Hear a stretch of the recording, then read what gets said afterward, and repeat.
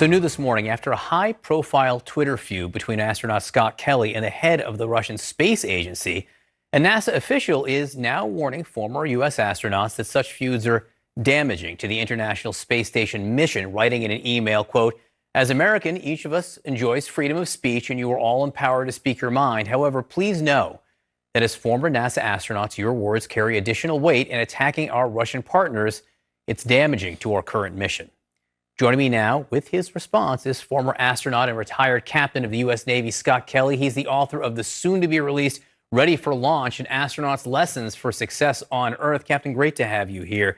Before we get to the détente, and I hate to even use those words, just explain to me what caused you to speak out so forcefully against the head of the Russian Space Agency? Yeah, so when I saw Roscosmos produce and then later release a video leaving Mark Vande Hei, who's currently on the International Space Station, leaving him up there, separating the Russian segment from the U.S. side of the space station, they're basically saying, they're no longer going to be responsible for a person that they agreed to take care of. And it just really outraged me.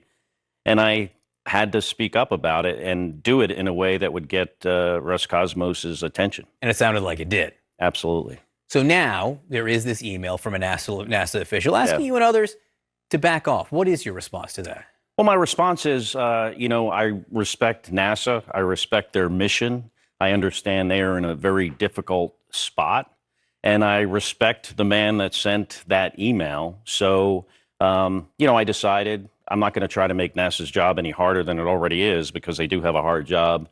So I did, back off Rogozin, at least for now. At least for now.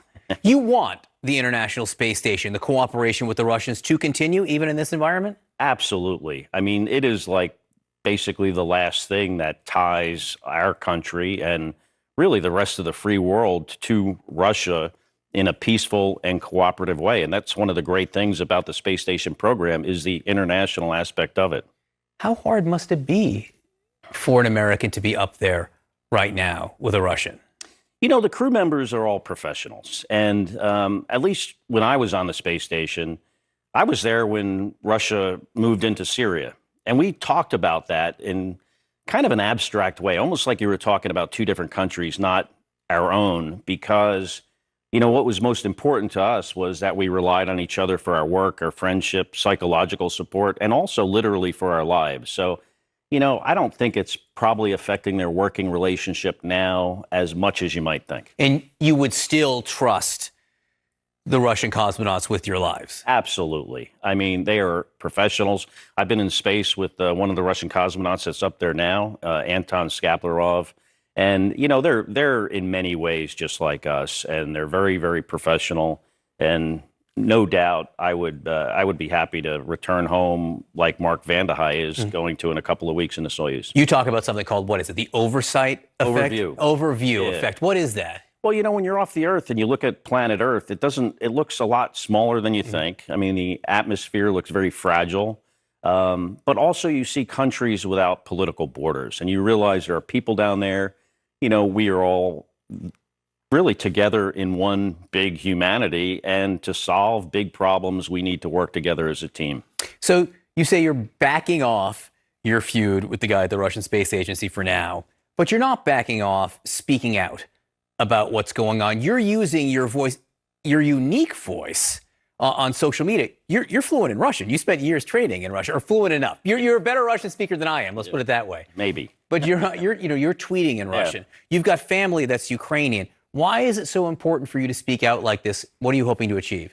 Well, I wrote a book that was published in Russia. I have a big Russian following on Twitter of my, I don't know how many of the 5 million Twitter followers I have are Russian, but there are a lot, because I get responses when I tweet in Russian. And my goal is just to get the message to Russian speakers in Russian and around the world about what is going on, the real news. Because what I'm getting now from them a lot of times is they send me Tucker Carlson videos that are their argument on why they are righteous in this attack on Ukraine. And it just enrages me.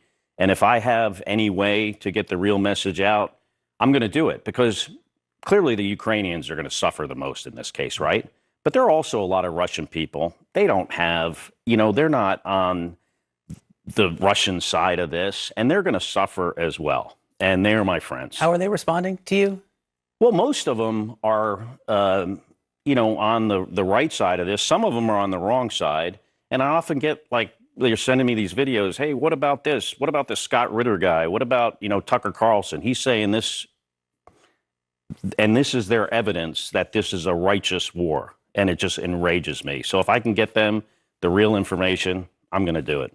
And finally, you sent back a medal. I did. Talk to us. What was that medal? What did you do with it? Well, Dmitry Medvedev, who was the president of Russia at the time, keeping the seat warm for Putin, awarded me and a bunch of other astronauts with a Russian Medal for Merit in Space Exploration. And, after this happened, I was just kind of disgusted to have it. So I told now, I guess, Deputy Prime Minister Medvedev that I was going to return this award, and maybe he could give it to a Russian mother whose son was killed. And what did you do with it? You literally put the medal in the mail? The very same day, I mailed it to the Russian embassy in Washington, D.C. Scott Kelly, Captain, I appreciate you being with us this morning. Thank you so much for the time. Thanks, John.